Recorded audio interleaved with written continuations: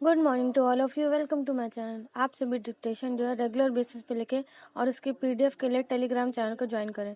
Telegram channel पे आप जाके सर्च करेंगे स्टेनो विद श्रद्धा, तो वहाँ पे चैनल नेम शो हो जाएगा। आप वहाँ से उसे ज्वाइन कर सकते हैं और साथ ही साथ आप मुझे मेरे खबरी ऐप पे भी फॉलो कर सकते हैं। वहाँ पर भी मैं ऑडियो डिक्टेशन अपलोड करती हूँ, तो आप वहाँ से भी डिक्टेशन लिख सकते हैं। जो भी इस चैनल पर नया है वो सभी इस चैनल को सब्सक्राइब करें और साथ ही साथ नोटिफिकेशन बेल को भी प्रेस करें। नाउ डिक्टेशन स्टार्ट होगी। डिक्टेशन स्टार्ट होगी 5 सेकेंड बाद, जिसकी स्पीड रहेगी 80 वर्ड पर मिनट। स्टार्ट। वर्तमान समय संकटों से भरा हुआ है। पूरा देश महामारी से लड़ रहा है। विपत्ति ने पूरे राष्ट्र को अपनी भुजाओं में जकड़ लिया है। यह समय घुटने टेकने का नहीं है, बल्कि धैर्य और साहस से विपत्ति का प्रतिकार करने का है। संकट के सामने यदि हम झुक गए तो हम और अधिक कमजोर हो जाएंगे।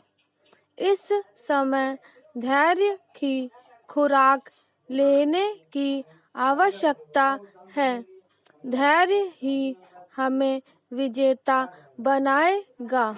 धैर्य से लिए गए निर्णय परिणामदायी होंगे। नकारात्मकता हमारे ऊपर हावी नहीं होगी। हम भीतर से कमजोर भी नहीं होंगे। यदि हमने धैर्य का साथ खो दिया तो हम आधी लड़ाई यूं ही हार जाएंगे। यदि हमें महामारी से जीतना है तो पहले अपने भीतर धैर्य को जगाना होगा। धैर्य होगा तो अनुशासन पैदा होगा। सकारात्मक भाव जागेंगे। उसके बाद ही हम इस लड़ाई को जीत पाएंगे। हमें सकारात्मक शक्ति को बढ़ाना ही होगा। विचारों में नकारात्मकता को आने से रोकना होगा। नकारात्मकता धैर्य के कदमों को आगे बढ़ने से रोकती है। अगर इस समय कदम लड़खड़ा गए तो बहुत बड़ा विचलन पैदा होगा, जो हमें इस युद्ध में कमजोर साबित करेगा। हमें स्वयं को इस विचलन से बचाना होगा। पैराचेन। हर कालखंड में मानव जाति की परीक्षा हुई है। महामारियां भी आई हैं। बड़ी संख्या में जनहानि भी हुई है, परंतु उसके बाद भी उजास और उल्लास का सूरज चमका है। आरोग्य की वर्षा भी हुई है।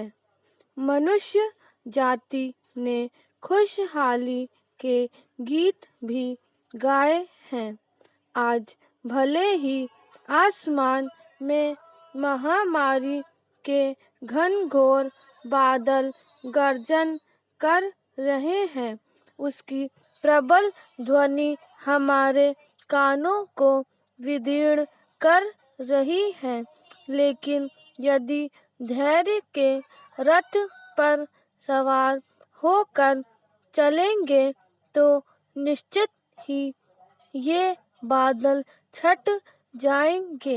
हमें स्वयं के अस्तित्व के लिए धैर्यपूर्वक लड़ना होगा।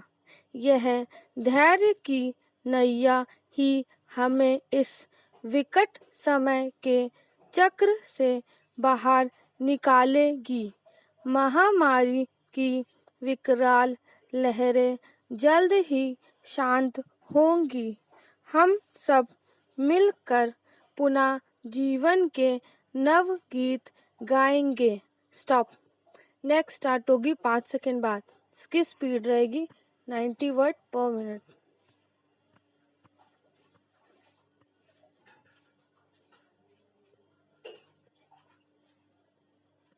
स्टार्ट।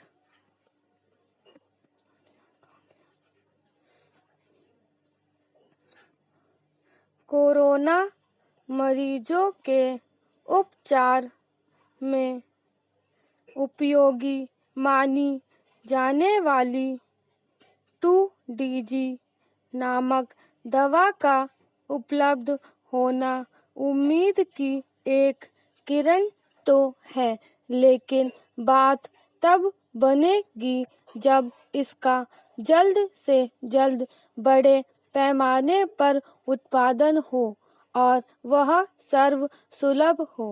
एक अनुमान के अनुसार इस दवा का समुचित उत्पादन जून के पहले हफ्ते में हो सकेगा। जब एक एक दिन भारी पड़ रहे हैं, तब आवश्यकता के अनुरूप इस दवा का उत्पादन और पहले शुरू करने की हर संभव कोशिश होनी चाहिए। इसके लिए नए तौर तरीके अपनाने की संभावनाएं टटोली जाएं, क्योंकि कोरोना का कहर अभी जारी है। भले ही प्रतिदिन कोरोना से संक्रमित होने वालों की संख्या 3 लाख से कम हो गई हो, लेकिन अभी इस पर संतोष नहीं किया जा सकता, इसलिए और भी नहीं, क्योंकि संक्रमण की तीसरी लहर आने की आशंका है।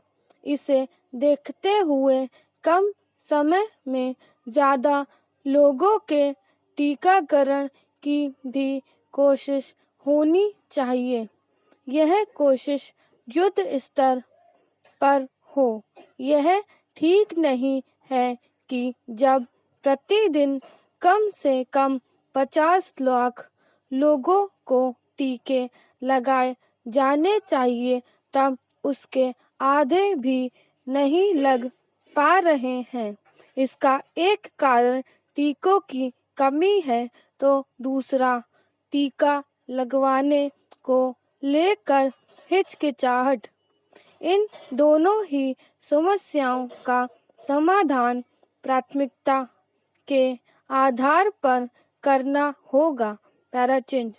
यह सही है कि केंद्र सरकार राज्यों को टीके उपलब्ध करा रही है, लेकिन उनकी संख्या पर्याप्त नहीं। इसके चलते कहीं-कहीं टीकाकरण केंद्र बंद करने की नौबत आ रही है।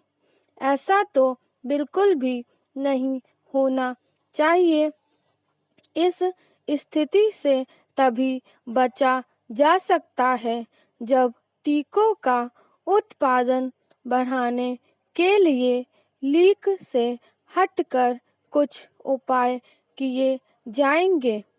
इन उपायों पर ध्यान देने के साथ ही यह भी देखा जाना चाहिए कि क्या आनन-फानन टीकों का आयात संभव है। जो एक और काम युद्ध स्तर पर करने की जरूरत है, वह है स्वास्थ्य ढांचे को सुधारने का। यह खेद की बात है कि 1 साल का समय मिलने के बाद भी सरकारें स्वास्थ्य ढांचे को ऐसा नहीं बना सकी कि कोरोना से लड़ने में मदद मिलती। कम से कम अब तो देर नहीं की जानी चाहिए, क्योंकि ऐसा लगता नहीं कि कोरोना वायरस से हाल फिलहाल छुटकारा मिलने वाला है। यह अपने रूप बदल बदल कर लंबे समय तक देश दुनिया को त्रस्त किए रह सकता है।